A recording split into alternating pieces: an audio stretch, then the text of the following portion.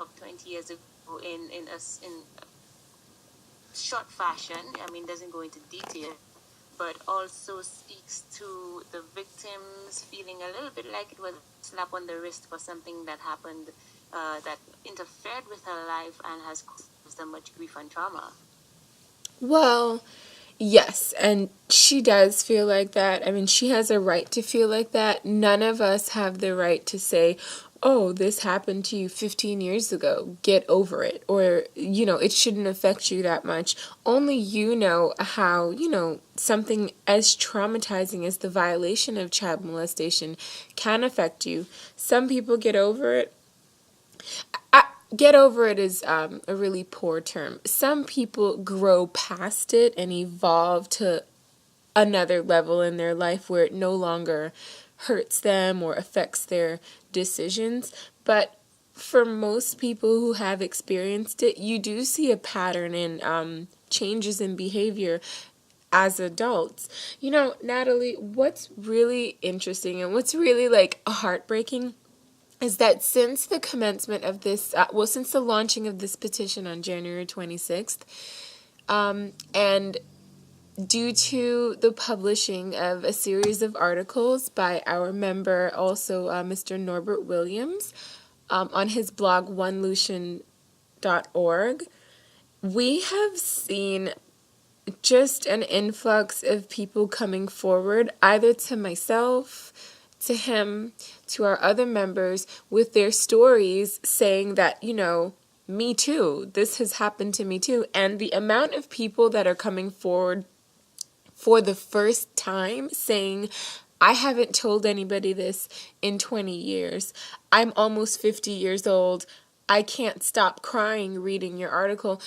The amount of people saying this, it's so heartbreaking and it's astonishing because, yes, we knew that this was something that affected our society. I mean, it plagues all societies. This is not just a St. Lucian problem, but it's something that we can address as St. Lucians, thankfully, because being small works to our advantage in this case. So we never expected that many stories to come forward, and every day there's there are messages, phone calls of victims who are finding a way to let out this demon that is just they've locked up for so many years and it has tortured their lives. So in a way it's like catharsis, because to being able to bring it out and say, yes, this happened to me too, to somebody you trust and that is being a voice for you, it's a form of healing on its own. So I'm really happy that, Kairi FM allows us to speak on these things on this platform, and I'm really grateful to you guys for, allowing us to just speak to the real issue, and that's simply child molestation prevention and bringing it to the public's attention. And Camille, we're more than happy to do that because we're media people and, we take that job and that platform very seriously. We are almost obligated to bring light to the people and to help our country progress as much as possible. I think in this regard, we work in tandem to a common goal. I remember you were speaking about the victims that have fought, people who are almost 50 years old, and you were saying that they can't stop crying. And it's incredible to me, I'm just thinking that something like a sexual offense has been in our societal atmosphere so for decades upon decades, and we have been more and more as the years have passed, and still you find that the shame that is associated with a person who is the victim of a sexual offense is so very important that someone can be in their 50s and having the courage to take it off until something happens like this, No, totally, absolutely. And,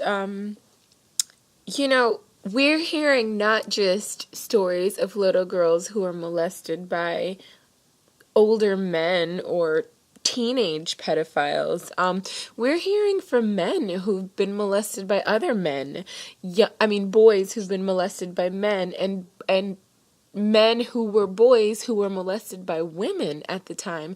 So I think there's this awful misconception that if a woman molests a boy, with inappropriate touching or inappropriate sexual activity, that it's somehow okay and that it makes you a man.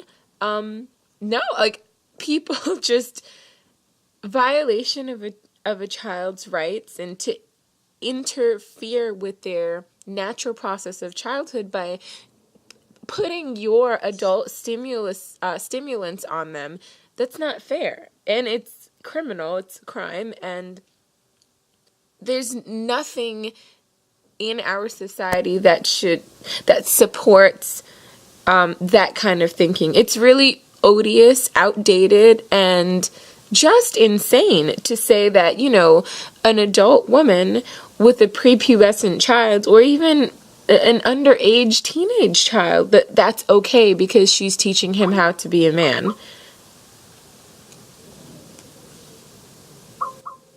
Did I lose you?